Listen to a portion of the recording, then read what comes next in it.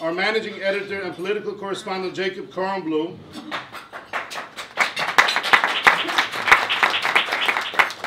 covers City Hall and the Council on a daily basis. Most Jewish-related questions at press conferences with the mayor are asked by a JP Update reporter. And we have had over the past year exclusive reports and scoops out of City Hall.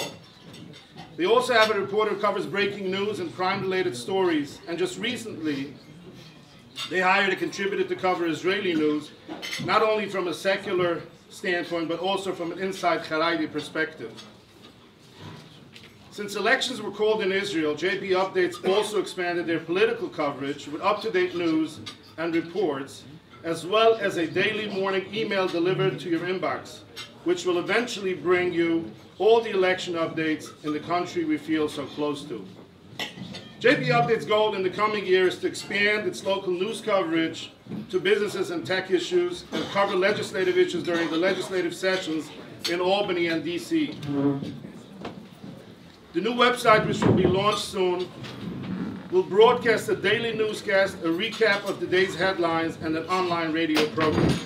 As the year progresses, we're also aiming to become the Jewish outlet for the 2016 presidential elections, focusing in particular at the primaries in the Democratic and Republican parties, but more specifically from a Jewish angle. The Jewish vote may not be so important for the presidential candidates in the early stages of the primaries, especially in New York, but the Jewish vote in the battleground states, the issues that are Jewish-related and Israel-focused, not to mention the Iranian nuclear issue that will dominate the spring news cycle, and the Jewish money will have a strong impact on who will become the next president of the United States. And it's the goal of JP Updates to be the leading outlet that will cover the elections with a reliable, objective, and passionate style of reporting. Let's give another round of applause to Moshe Friedman, which is the managing publisher of JPUpdates.com. And we want to again thank him personally for all the effort and hard work that he puts into JPUpdates.com. And we want you all, hopefully, to experience the advantage of being a user of JPUpdates.com. I also want to mention one specific item in regards to JPUpdates.com. They were actually one of the leading websites to raise funds for the recent tragedy that happened in New York City with the losing of the two officers. And they have raised over $16,000+ at this point. And we want to salute JP Updates and give a round of applause for that. Thank you so much, and enjoy the dinner and the forum that we're all looking forward to.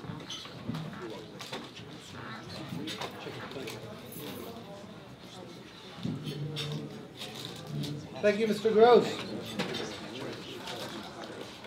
Many, many years ago, in a place called Providence, Rhode Island, where I used to live, I was the moderator of a panel. And I was introduced by a very good friend of mine who expressed his shock at the fact that my name and a word with the word moderator in it had anything to do with each other. He's still my friend, but as it happens, tonight I'm not really a moderator, because a moderator moderates one topic among a panel. And as you know from the publicity for this event, there are three very distinct topics that are going to be dealt with here. The first topic is going to be a New Year's resolutions from a Jewish perspective. The second, confronting the rise of anti-Semitism. And the third, Jews and the law. And so my main role here is simply to introduce some very, very, very special speakers.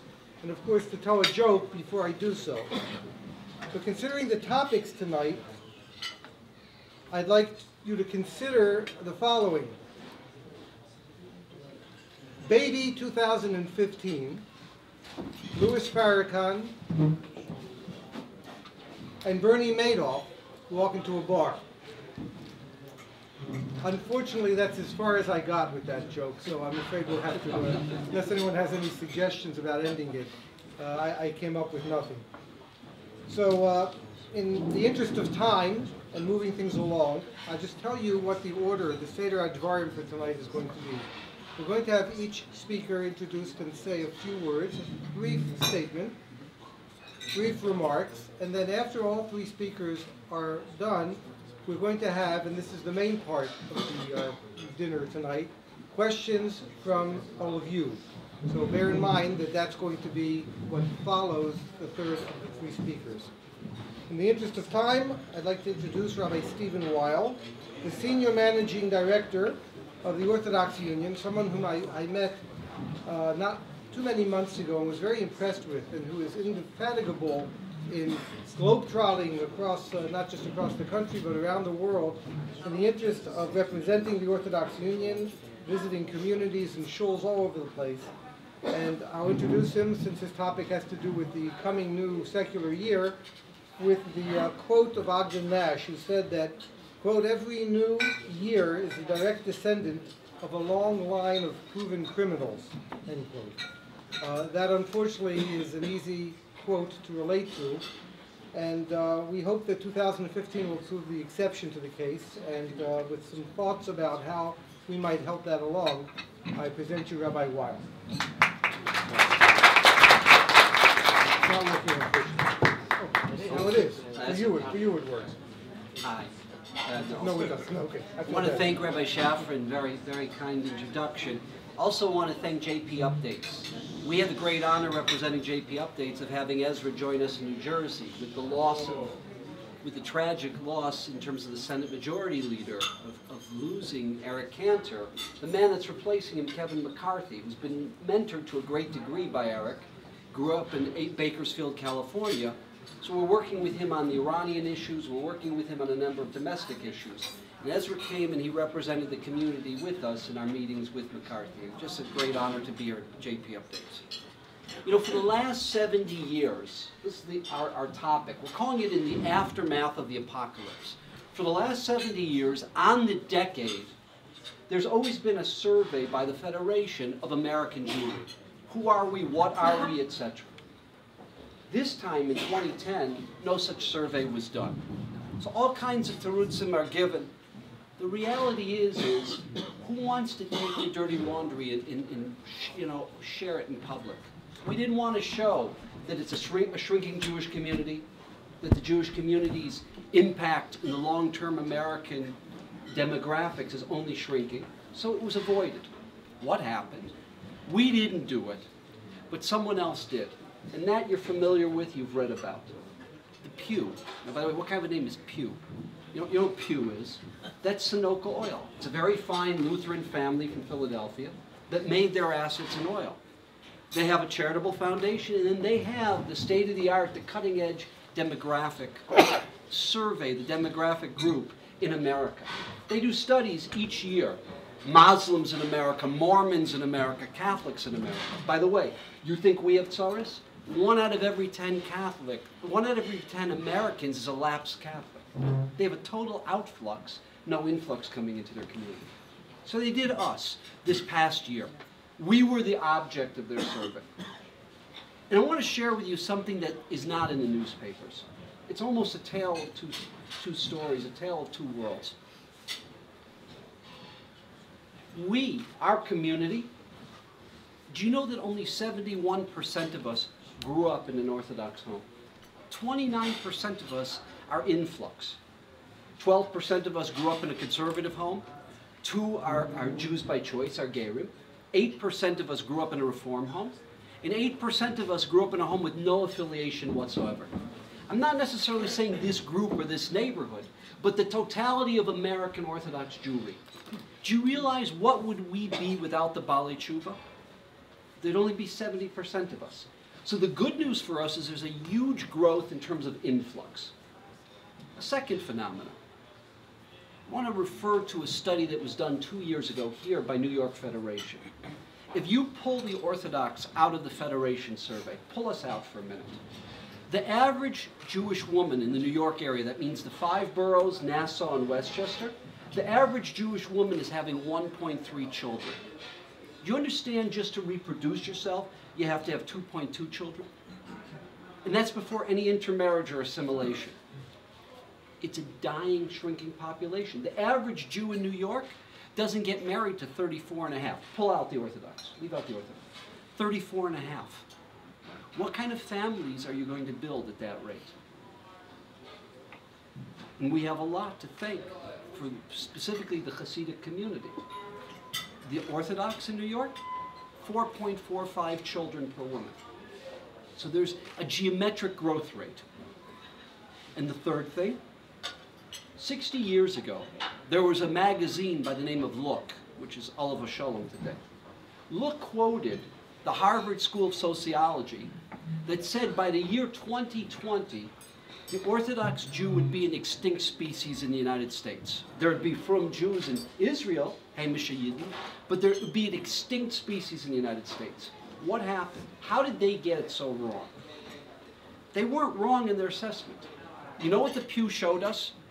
Jews today who are in their 70s, 80s, or 90s that grew up in an Orthodox home, do you know what our retention rate is? Jews in their 70s, 80s, and 90s? 22%. Do you understand if you retain 22% of your clients or 22% of your business, you'd be bankrupt a decade ago? As it gets younger and younger and younger, and the youngest age of Pew Studies is 18 to 29. It went from 22% retention to an 83% retention rate.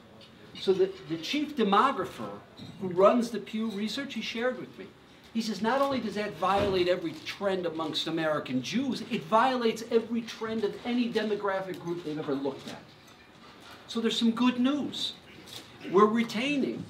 And that we have to thank the yeshiva movement, the day school movement, Torah Masorah. The fact that we have literally sacrificed the middle class for the sake of chinuch and Jewish education. But what it's translated into is Jewish grandchildren, a substantive, depth-filled Jewish community. And it doesn't mean we don't have warts and pimples. Of course, in our community, there's warts and pimples. There's kids going off the derech, there's pedophilia, there's all kinds of issues. But the greater picture is a huge influx, a geometric growth rate, and a very significant retention. We would like it to be higher. That portrays a very bright future.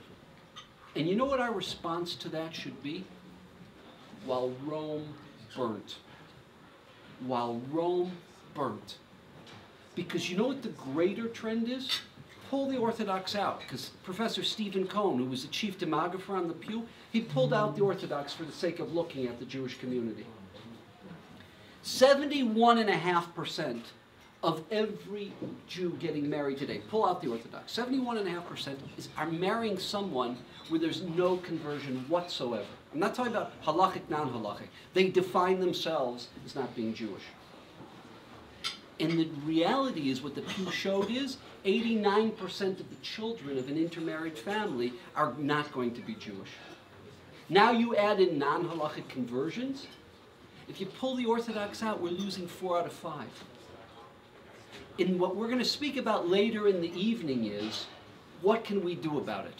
Because what we are facing right now, we are reliving a nightmare in Jewish history. You all learned Sefer Malachim. Aseres Hashvatim. Why do they call them the 10 lost tribes? Huh? Why are they called the 10 lost tribes? So Rabbi Akiva in Sanhedrin Tzadi Zayin, he says why. He says, Aseres Hashvatim Einam Chozrim. You know what the 10 tribes? They're not coming back. Because within 2 to 3 generations, when the Assyrians did the same issue that we confronted last year in Ukraine, where the Ukrainians seceded because they voted to be Russians, it's a very simple reason. Joseph Stalin came into the Crimea, he transplanted that population. Those Crimeans are no longer Ukrainians, they're Russians there. That's why they voted to secede from the Ukraine. Well, Sancheiriv, I'm sorry, I apologize. The Malchei Ashur, even before Sancheiriv, they did the same thing. They took the Aseres Hashvatim and they transplanted them in Iraq, in Syria, and Turkey. And within 3 generations, they were gone. The tragedy that we're facing is, in the most glorious gullus that we've ever had in 4 millennia of being Jewish refugees, we've never had such a golden Medina, a Malchus, a Chesed. And in the first time in the annals of all of human history, the first time that a people has returned to its ancestral home after being refugees and greeners for 2 millennia we've returned to our home. In the light of all of that, we are looking at reproducing the Aseres HaShvatim. I wouldn't want to be the last one standing. We shouldn't be proud of the fact that we're the last one standing. And the question is, it's an indictment on all of us, our communities. And I don't refer to Borough Park or Lakewood. I say the same thing about the 5 towns in Teaneck. What will we do? What will we do to prevent the Aseres HaShvatim? We don't have to accept it as a fait accompli. We don't have to accept that we're going to lose 80% of every young Jew who marries. We don't have to accept that. And what can we do about it? Because ultimately, if we're the last one standing, it doesn't say too much about us, and it doesn't say too much about the community, because it makes 2 statements. One is that the Frum community is irrelevant. We're irrelevant to our brothers and sisters. And the second statement is that all that Kol Yisrael Raven Zelazeh is a platitude. It's a platitude out of our mouths, but how did we lead our lives to make a difference? That we'll talk about later. Thank you.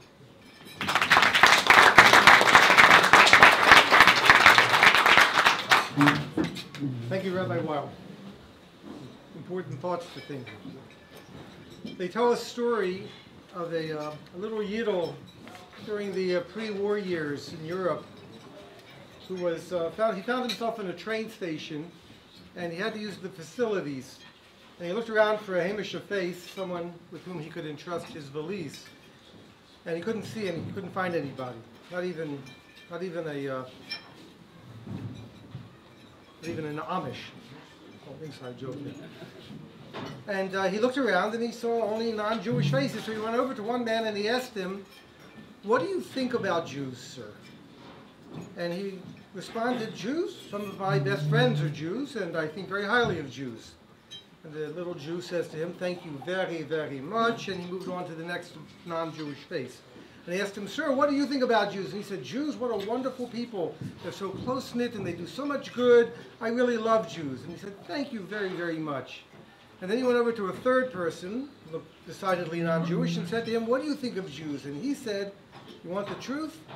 I think that they're taking over the world. They're no good. They're controlling the markets. They control the press. They're evil people, and I hate them." And the Yid says, "Oh, Baruch Hashem, an honest person. Could you watch my valise for me?" Needless to say, anti-Semitism is universal, not in that respect. Esav is only Yaakov, but Esav doesn't mean the entire world out there. Though at times it does seem that it's universal, at least in the respect that we find it in practically every culture and every country in the world. And global anti-Semitism, as we all know, is on the rise. There's probably nobody better positioned and knowledgeable to speak about this than our next speaker. Mr. Forman served the first Clinton administration. That's the first one, right? Not the second. And the third, well, we don't know yet. We'll have to wait to see about that. Then he headed the National Jewish Democratic Council, and now he serves as the U.S. Special Envoy of the Office to Monitor and Combat Anti-Semitism. Speaking just briefly from my perch at Agudath Israel, I can tell you that Mr. Forman is known to understand the myriad and sometimes quite subtle manifestations of anti-Semitism, and that makes him, as I say, the perfect person for the important position that he holds and the perfect person to address us tonight. Honorable Mr. Forman.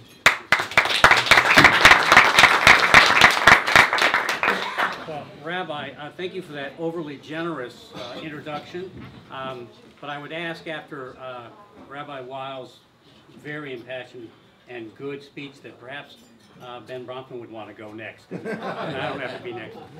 If not, I'll stand and give you a little short presentation of what I normally do. First, I'd like to thank JP Updates. It is a really community service for all of us to hear kind of the state of the Jewish community worldwide and in this country at the end of the secular year. I hear my spiel all the time, but I'm actually really was very interested in what Rabbi Weil has to say, and I'm interested in my other distinguished colleagues' comments.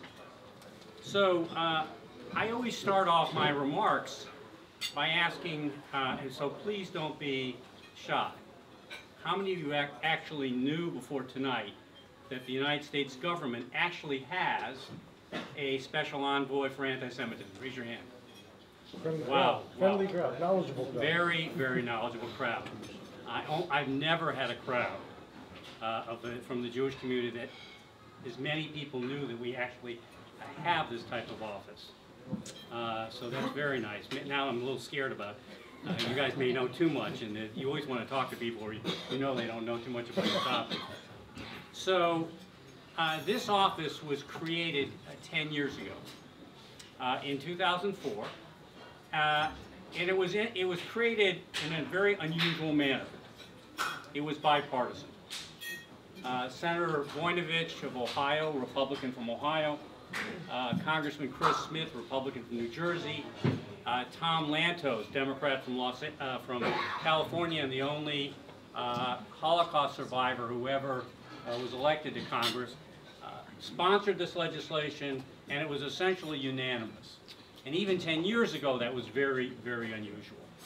And there have been 3 envoys appointed, one in the Bush administration, the second term, and one in the first term of the Obama administration, and then I've been doing this since May of 2013. And the legislation is very straightforward. It says to create an office at the State Department to monitor and combat anti-Semitism. Now, the monitor piece is very easy. The State Department puts out 2 publications, its most widely read publications, and you can go home tonight and actually go to statedepartment.gov and look for the Human Rights Report from 2013 and the International Religious Freedom Report from 2013, and you can read about anti-Semitism in over 70 countries. Now, of course, all of you know that Jews essentially don't live in 70 countries. We also know that anti-Semitism does not require Jews to happen. We will have updated these reports for 2014, probably in around March or April. So I really urge you, if you are interested in this topic, to take a look. It's not a totally comprehensive. It won't enumerate every anti-Semitic incident, but it gives you a very, very good top view of the situation in the country. And our office's role is, frankly, not alone to compile this. Our embassies and our consulates abroad and our ambassadors are absolutely vital. Without them, we would not have not only just the reports, but our work would be much, much more difficult. If I travel to a country and I have an ambassador who takes a personal interest in the Jewish community and anti-Semitism, it's vastly more effective in working with that government and working with the civil society to combat anti-Semitism. The combating piece is much more difficult, and we will get to that difficulty, I'm sure, just both in the questions, but I'll talk about it a little bit in my remarks. But perhaps the most important piece of work that we do in our office, I think, is telling the story correctly. It's really, really important that we don't overstate the state of anti-Semitism and we don't understate it. Because it's not Ira Forman who's going to be making the major impact. It's going to be Secretary of State Kerry, the White House, President Obama, even the assistant secretaries, people above me. And for us to report the information accurately, overstating it is as bad as understating it, because you lose credibility very quickly. So, is anti-Semitism getting worse? Well, the first thing you do is look at the data, and we have a lot of data. The OSCE, the Organization for Security and Cooperation in Europe, which is formed out of the Helsinki process in the 70s, requires all member states, I think there's 50-some member states, not just in Europe and North America, but even in Eurasia, it requires them to get data on hate crimes. Now, unfortunately, most countries don't do it. And those who do a very poor job. But the United States and some other countries, including France, with the help of the Jewish community in France, which adds to the data critically, because the French won't report who is the perpetrator of the crime. But the community adds that data. That gives us some good indications. We have polling data, ADL, maybe many of you saw the ADL data that came out this summer. ADL itself would say that it's not an imperfect measure, but I think a very important measure in 102 countries around the world. But we have many other data sources as well. But with all that data, it is far from complete, and it doesn't tell the full picture. I was trained in business. I got an MBA, and I never really used it except this one piece. I was always told when you're trying to analyze a problem, you first look at the data, and then you look at the anecdotal and your gut. And if the two agree, your kind of gut anecdotal view as well as the data, you're in pretty good shape. If they don't, better go back to the drawing board. So what does the anecdotal tell us? Well, in 20 months going around the world, primarily in Europe, frankly, I have not had one person tell me that it is. So what you're hearing is what I'm hearing from not just the experts, but the heads of Jewish communities, and hopefully sometimes also the Jewish man on the street, the Jewish woman on the street. We hear all the bad news. We're very good in the Jewish community, often listening to bad news. And there's never a shortage. Truth, there are some parallels.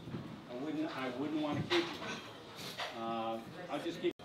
It was before the Nazis took over Germany in 1932. But having said that parallel, and I could give you some others, I don't believe it's 1939, not at all. We're an European community, some Jewish communities disappearing, and others being greatly diminished because of anti-Semitism. Now that's if current trends continue, and the trends certainly are bad. Now, by the way, we don't know what's going to happen 10 or 20 years from now. None of us can look over the horizon that far. But I think in the short to medium term, if trend lines continue, that's what could happen. It's our job to not let those trend lines happen. Let me just say a couple other words about what I've been struck by in the 20 months I've been on the job. This is an incredibly complex problem. I'm shocked by it. You know, I look to the Soviet Jewry movement. It's one of a great, solve the problem, there was one address you had to go to. What was that address? That was the Kremlin. If you could change Kremlin policy, you could change the situation with Soviet Jews. We could get them out. Today, we don't have just one country. And within every country I visit, we have different forms of anti-Semitism. You almost invariably have a anti-Semitism based in communities, but pieces of them who are deeply anti-Semitic. You have classical right-wing fascist anti-Semitism, and I would even say you have a type of populist anti-Semitism. You might see it in soccer hooliganism. You might see it in the French. In France, the number was 46%. In Hungary, it was 48%. Now, if you didn't know any better, you'd say anti-Semitism in France and in Hungary are the same. But they're very, very different. Hungarian Jews worry about right-wing debilitating inter-war folks with a cultural or political or deeply anti-Semitic, but they don't worry about violence. French Jews, though they have all kinds of anti-Semitism, largely worry about violence from parts of this. And then I'm sure we'll have some interesting questions. First off, I'm no great seer by time or your lifetime or our grandchildren's lifetime, and it doesn't take a genius to know anti-Semitism has been around for 2,300 years at least. But the metaphor I use is a faucet. We're not going to turn the faucet off. But we can talk about the Pew survey, and there's some pessimistic information there. I don't think I've given you a very... How do you do this job? You see kind of bad things all the time. And turning down the faucet is a worthy goal and an important goal. And it's what we have done as a Jewish community for often millennia. But we can't do it alone.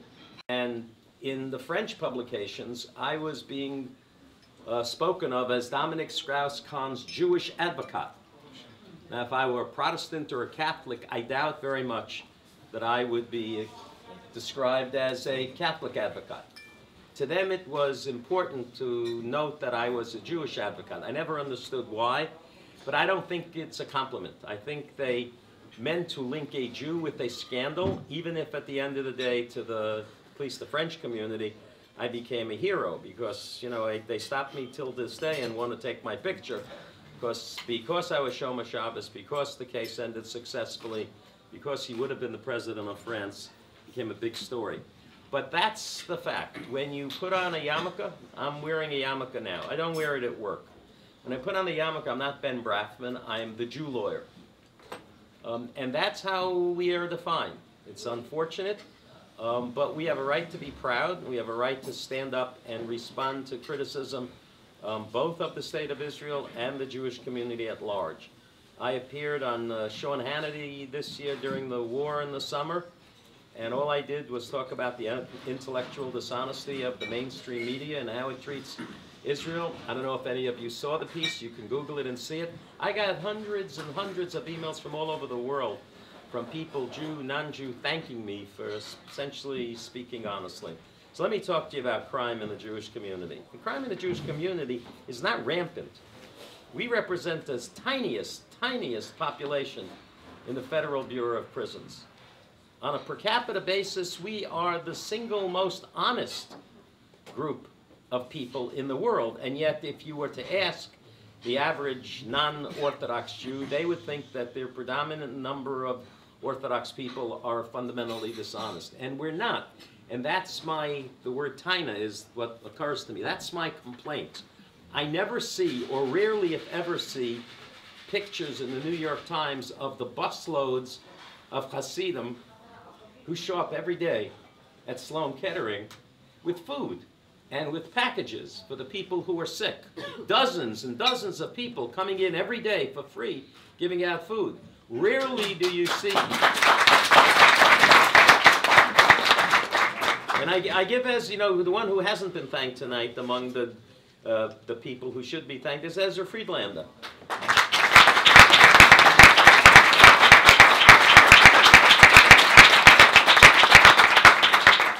I get more emails from Ezra Friedlander every day than from any Jew not under indictment. And it's always uplifting. It's always something good. It's always something encouraging. It's always a program or a meeting or something that's productive. And we as a Jewish community rarely, you know, I have a son who's a Talmud Chacham, he's a scholar. I have a brother who's a Talmud Chacham, he's a scholar. So I've sort of, by just osmosis, I've learned a little bit. I'm not a complete Amoritz. But the one thing I know, which is I think good and it's bad, you're supposed to have, you know, tznius and anivus. You're supposed to be modest and you're supposed to not tout your own qualities. And I think we've taken it to an extreme. It would be okay for us to advertise all of the lives that have been saved by Hatzalah. It would be okay for us to advertise all of the hundreds of poor families that we feed through Tomchei Shabbos. It would be okay to advertise these things, and we don't. And as a result, what happens is the only story you ever see in mainstream media involving a person with a beard and payas and a bekisha is when a scandal hits, and then we're all tarred by it. And it's not fair and it's not correct. Now let me tell you where we fail. I think, and I'm going to get, you know, a lot of criticism, and you know what? I'm a small guy, but I got big shoulders. The Rebbeim, the people who are the leaders of the Haredi community, are doing a terrific job, except in certain areas. First of all, you can't have thousands and thousands and thousands of kids coming out of a kollel with no secular education whatsoever and then inject them into the secular world. You cannot live in a shtetl. Well, someone says to me, well, you know, we don't want to interact with the secular world because my kids will learn something bad. That's your job as a parent. Let them learn the good and not the bad. But you can't take someone who doesn't know how to read and write and has never learned anything in a secular world, and suddenly they finish kollel, they're married, they have 5 kids, they need a house, they need insurance, they need a car, and they don't know how to do it legally. They don't know how to do it properly. So what they do, because we're smart, and we are a smart people, is it becomes like shtick. I'll do it this way because no one will ever figure it out, and this way I'll save $8. And then what happens is they eventually figure it out. And I've spoken with Rav Aaron Kotler, who's a terrific man. I've spoken with a number of heavy-duty Rebbeim about the need to have some type of program in place, not just to let the women know how to work so that they can support the kids who are learning Torah for the rest of their lives. When I die, or when your father-in-law dies, or when your benefactor dies, someone is going to have to earn a living. And it's not going to always be, I can rely on the government. So let me tell you another thing which you need to move away from. There was a time, and I understand this, believe me, I understand it better than almost anybody else who does what I do. There was a time when in order to survive as a Jew, you had to lie, and you had to cheat, and you had to bribe to save lives and get them out of countries where they were killing Jews. The government was the enemy. The government was intent on destroying the Jewish community. That is no longer the case. And you can't use that excuse from a generation ago, because it's not true. The government in the United States, in New York, they help every yeshiva, they help every shul, they help every community. You get benefits, you get entitlements, you get a lot. And all they're asking is for you to do it honestly. And I think you have, you know, I was once before a federal judge, and there was a very, I'm not going to go into too many details so you don't figure out what it involved. But the federal judge who I knew for many years said to me, when your client davens, he doesn't pay any attention to what he's saying. Because if he paid attention, he couldn't do this. He couldn't do this. You can't pick halachas. You can't say, I'm erlich in everything except this. You know, I learned from, you know, I travel so much to Israel, I learned the language, and I learned it. You know, everybody's involved in, you know, they want to one-up you on a chumrah. They want to know, I'm more frum than you are. I am more religious than you are. My lulav and esrog are better than yours. My sukkah is better than yours. So when it comes to business, the rules sometimes change, and you can't do that. You can't do that. You know, I was at the meeting we had in Vishnitz a few years ago. There was a prison chaplain who said something, and at the time it didn't resonate until I heard it myself. The three saddest words that I ever heard in person, because after he said it, I saw it myself, was in a prison waiting room where a frum man was trying to explain to his kids that he had to stay there. And there's a 4-year-old kid involved. He says, Tati, come heim. You know, Daddy, come home. And he said, I can't. He said, Tati, come heim. He says, Tati, come with us, come home. He says, I can't. It breaks your heart to see that. Now, having said that, we are a very legitimate community. We take better care of our children. We take better care of our elders. We take better care of our communities than almost any other minority in the history of the world. And we have very good doctors and lawyers and business people and teachers. And we have wonderful people going into chinuch. And we have created an entire new generation. As Rabbi Weil points out, if it wasn't for the Orthodox, there wouldn't be any Jews. And when you talk about 6 million, my mother survived. If she lived, she would have 100 great-grandchildren and grandchildren from her. So we didn't lose 6 million people. We lost hundreds of millions of Jews in the Shoah. Because every one of you here who knows someone who survived, you look at the Enoklach and the grandchildren and great-grandchildren and the siblings. If these people were permitted to live, how many more scientists and doctors and musicians and artists? We would cure cancer if that brain trust was not extinguished. So we have a lot to be proud of.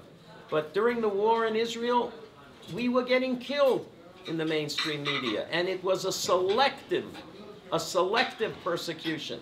The United States every day is bombing all over, and there isn't one article being written about civilian casualties. Do you think when we hit an ISIS target, we care if there are people in the area? We say we care, but do we know? Has anyone ever done a body count to see how many Iraqis or Afghanistans are killed? Syria has slaughtered more than 200,000 of its own people.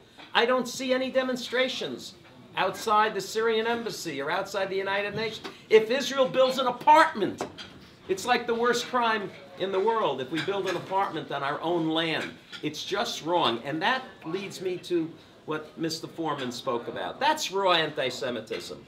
For the world to criticize Israel, where its army is probably doing more to avoid civilian casualties than any army in the history of the world, that's raw anti-Semitism, because you ignore the obvious. You know, I lectured on this, I've talked to myself blue.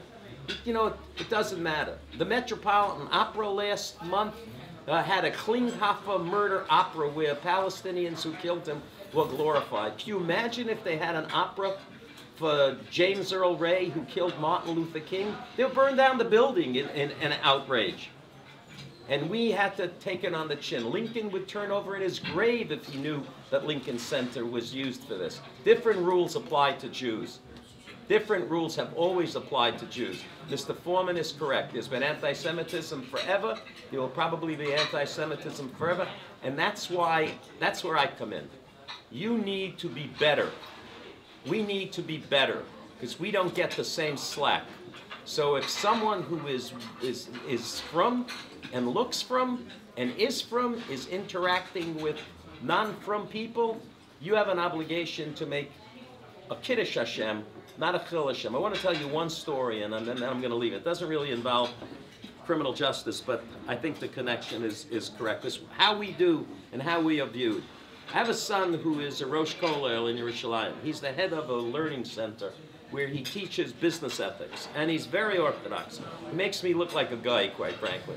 And he came into the United States for my other children being honored at a shul dinner, and he came in to be with us for that weekend, and he has a lot of interaction with the family thing. He's a good boy. So he came in, and the dinner was Sunday night, and Sunday I said to him, you know what? I can call him David, he calls himself David. I said, you know what, David? It's been so many years since you and I went to a ball game. Come with me to the baseball game today. And he said, okay. And we went. And I was in my baseball hat and my t-shirt and jeans, and he was in black pants with tzitzis out, with the white shirt and a big black yarmulke.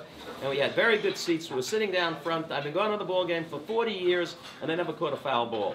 And then suddenly he's sitting there, a ball came in the air. He caught it, he stood up, he caught it, and right in front of him was a little Irish kid with a baseball glove and a hat, and he looked at my son like, oh my God, you caught it, I wanted it. And my son walked over and gave him the ball. We got a standing ovation from thousands of people. I said to him, I said, David, do you understand why you came to this game? You could learn for the next 100 years in Yerushalayim. I don't think you'd make as big a Kiddush Hashem as you just made. And that's it. You had the option of being a Jew who caught the ball and didn't give it to the little kid, and that's what everybody would have talked about the next day. I was at a baseball game, and some Jewish guy grabbed the ball that a 4-year-old wanted, and he wouldn't give it to him.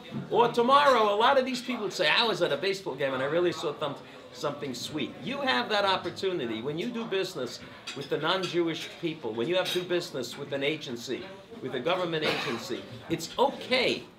Last night, I was at the business class lounge in El Al, and there was a very, very heavy-duty Rav, obviously, because he's being driven by one of those cars with the beeping noise, and he come to the King David lounge, and I stopped, and I opened the door so that he could walk in. And he walked in before me, and then he slammed the door in my face. And I walked up to him and I said, were you absent on that day? And he didn't, he said to me, what are you talking about? He says, I held the door for you. You slammed it in my face. It's like, if I were not me, if I were like some bad person, I would hate you for the rest of my life. I'm going to be meichel you, but you didn't even know what you did was wrong. So all I'm saying to you is that we have interaction, and we look Jewish, we are Jewish, everybody knows that you're from, so you should dot the I and cross the T's. Get an accountant who knows what he's doing. Get a lawyer if you have a question. Don't wing it and then come to me. I hope I never have another client from Borough Park or Williamsburg. That's not how I want to make my parnassa. There are plenty of rich guys out there. Thank you.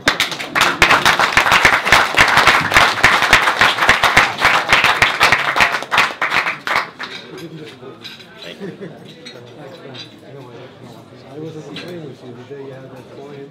Right. You couldn't hold the phone because it was I did a demographic study on the I stood by him with my kids. I said, watch. Yeah, they're coming.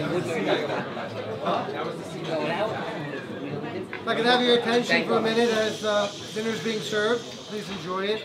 In the interest of time, again, we'd like to mix the Q&A with dinner. So if anyone has questions that they would like to put to any of the speakers tonight, this is a perfect time to do so. So not all at once, but just raise your hand and I'll be happy to recognize you, even if I don't recognize you. Right here. Yes? Please say your name. Jerome Silver, friend of Ezra Friedlander.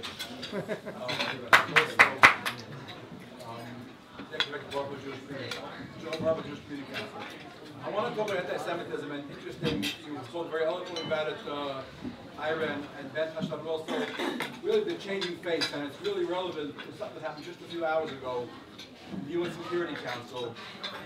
There was, everyone knows there was a vote on the Palestinian state which failed, actually one vote. It got 8 votes, and needed 9, it got 8 votes, and it's very telling how, if I could just quickly, how some of the votes went, how the changing faces. Yes votes were China, no surprise, France, Russia, Argentina, Chad, Chile, Jordan, Luxembourg, 2 Western European countries voted yes. No votes came from the United States and Australia, and abstentions came from the United Kingdom, Lithuania, Nigeria, South Korea, and Rwanda. And it seems kind of a changing world where Western Europe, who was once supportive of Israel, has now become virulently anti-Semitic, while Africa, which was never known as friendly, Rwanda and Nigeria, both actually voted to abstain, as well as South Korea, as well as the so-called non-aligned states, what they used to call the non-aligned movement. How do you analyze that trend where anti-Semitism is kind of changing in this world from different parts of the world based on today's vote? Sorry? The first time I've heard we spoke earlier, I had not heard which countries voted which way. I just got to check that right now. So the first thing I have to say is I've been involved with Israel for a long, long time. I have very strong opinions. But one of the things we learned at the State Department is if you want to be effective in your job, stay in your job. Don't comment on things that are So I generally do not talk at all about. Yes, Leon, please. Leon Goldenberg, National Aguda, Kojo Flatbush, and Shalom Torah Centers, which is about creating communities where Jews live, but Judaism doesn't exist. Part of the reason that these small African countries voted with Israel is because of tremendous outreach that Israel does. This is something that a lot of us can help. A lot of us are in different businesses and really interact with a lot of different people in a lot of different countries. And there are stories of individual Jews who do business in African countries and have developed close relationships with many of the leaders. As the same as here is when we reach out, and I reach out to members of Congress in different states where there is not a large Jewish community, which, by the way, Mr. Forman, you say there aren't 70 countries with Jewish populations, but Chabad is in 88 countries in the world. And there are Jewish populations even more, but when we have countries like Egypt where there are 12 Jews left. Right, but there's no Chabad in Egypt. You really have to say these are non-existent communities for all intents and purposes. But it is important for us, everybody here, everybody that knows anybody, that the Kiddush Hashem, which is really part of it, which is something that's been said here, but when you're dealing business with people from foreign countries to create relationships, as well as people that do business out of state, and I have somebody now that's in my daf in the morning, and he has a nursing home in a place where there are practically no Jews. And he's created, at my behest, a tremendous relationship with a local congressman whose father happens to be in a nursing home, who's not Jewish. We can impact tremendously on a one-on-one basis, and you never know what the long-term effects are.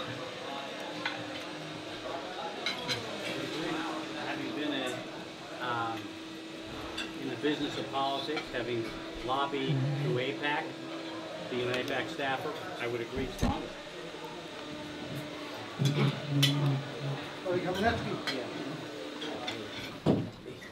The topics were quite diverse. You find out that either the Jewish community is going to disintegrate or disappear through assimilation, vilification, or everybody's going to be put in jail. But unfortunately, there's a big thread that really depends on our survival. I have a question to Mr. Forman. Are there any United States laws or policy vis-a-vis state-sponsored or sanctioned anti-Semitism that would help quell, like Jackson-Vanik and trade agreements, that if you have an officially sanctioned Nazi party in your parliament, we won't do business with you? And can we pressure Congress to make such laws, and should we? Well, that's an excellent question, and I don't know the answer. I'm unaware of laws such as that, like Jackson-Vanik, for example.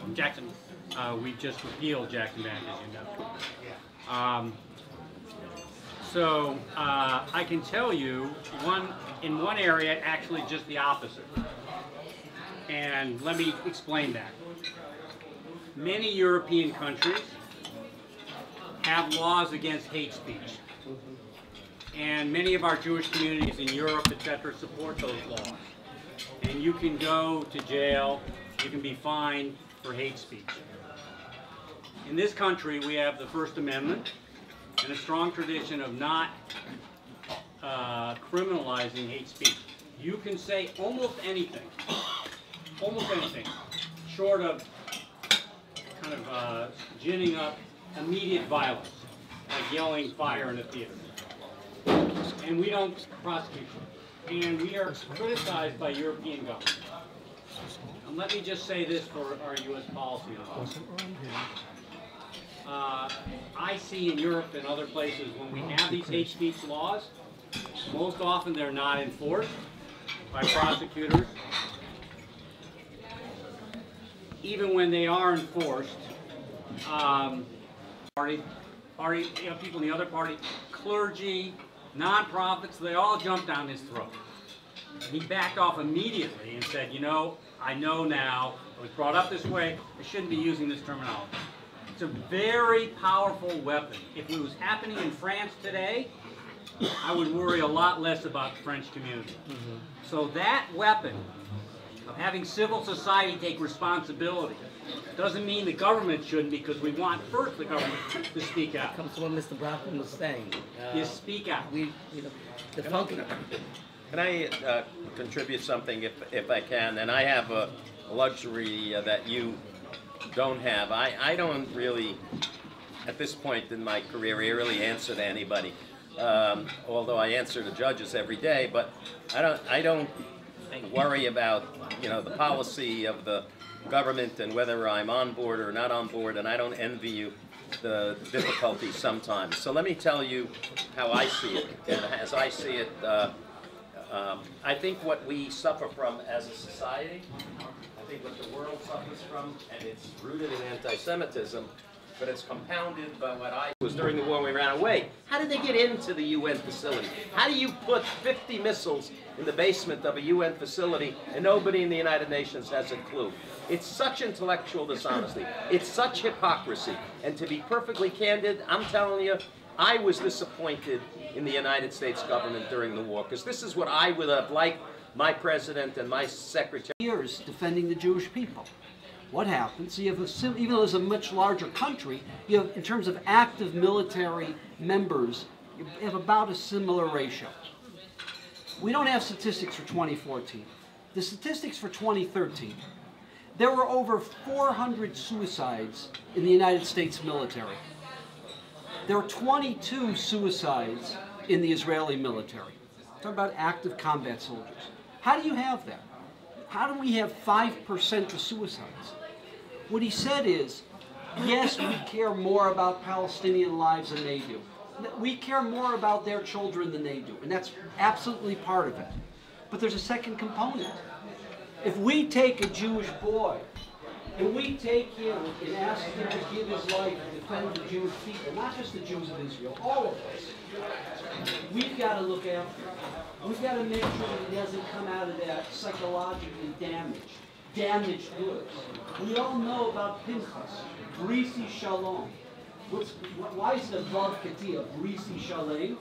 Because after you kill someone, for all the good reasons that he had to execute, Zimri ben Salu and Cosby Batsur. You know what? Bottom line is he came out of there.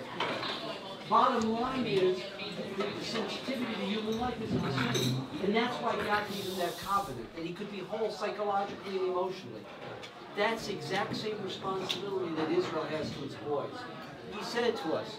He said, you don't understand. He said, you people asking this question, you've never looked a man in the face. You never looked at someone and killed them. You've never looked at a target and watched them breathing and living. And then when you push the button, whether you're in the helicopter or whether you're the sniper, you're responsible for taking out a human life. We've got as much of a responsibility to bring our boys home psychologically healthy. And that's part of the reason that there's this tremendous sensitivity, Kedushas Achayim, that you see, that what they refer to in the Israeli army is Tohar HaNeshek. Thank you. One question over here? Yes. My name is Meir Berger and I'm the founder of JP Updates. I have a question which relates to criminal justice and maybe to anti-Semitism. We've seen recently in the news, and we always see it in the news, that prisoners are being released to different countries. And most times, I can't say most times, but a lot of times they're not friendly countries to the United States. Whether it was Cuba just recently, Guantanamo Bay, Russian spies. We see it all the time that American prisoners are being released to other countries. Jonathan Pollard is in United States prison for over 30 years. The US government has been lobbied at all levels of government by all different Jewish leaders, Israeli leaders. Don't you think that there's a little bit of anti-Semitism in the reason why he's not being released? And if not, what else could it be? I was privy to a conversation with a high-ranking AIPAC official a few weeks ago who was part of the CIA during the Jonathan Pollard era. And without going into what he said was Jonathan Pollard was treated very harshly by the United States because Jonathan Pollard was not just spying for Israel. We have a Jew who tried to help Israel, and he's in captivity, and we want him released. I think what no one has ever focused on is what was the actual crime at the beginning. And he was, I know a little bit about the case because I've read all of the materials. I think he was, I think his deal with the State Department at the time was not honored. I think Caspar Weinberger, who is not Jewish by the way, became involved in trying to change the deal after it was made.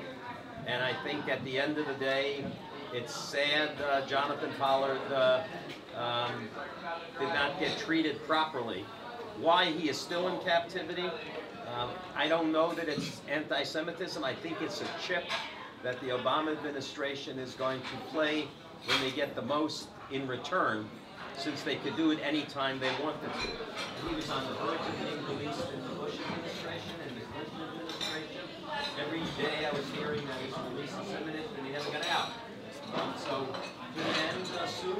I think so, and I think he's very ill, so there's a reason for release also. And I think if Jonathan Pollard had not taken money, if he really did this to shame Shemayim as a friend of Israel, it would have been treated differently.